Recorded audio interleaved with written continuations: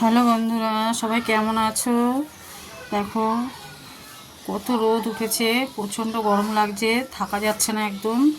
দেখতে পাচ্ছ আমাদের জানলা দিয়ে বাইরে ভিউটা দেখাচ্ছে।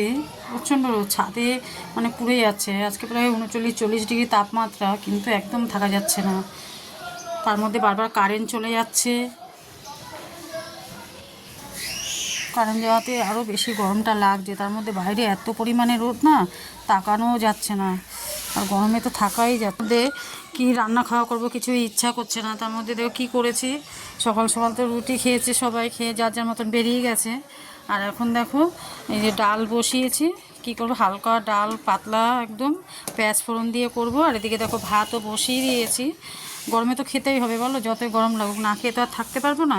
তো এদিকে দেখো পেঁয়াজ কেটেছি, পেঁয়াজ দিয়ে এটা আলুটা একটু মাখা মাখা করবো, বিকেল রুটি দিয়ে খাবো। আর এখন পেঁয়াজ ফোড়ন দিয়ে ডালটা করব। গরমে ইচ্ছা করছে না খেতে, কি রান্না করব সেটা যেতে ইচ্ছা করছে না, কি করব।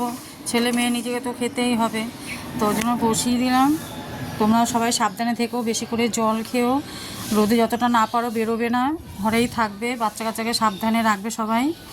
আমিও নিজে ঠিক মতন থাকছি, বাচ্চাদেরও করছি, কি যেহেতু বাইরে বেরোতে হবে, কাজে যায় সব, আমি ঘরে থাকি।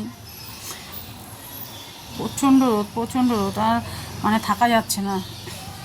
চলো আজকে দুপুরে এই অবধি, আর বেশি কিছু করলাম না। তোমরা ভালো থেকো, টাটা।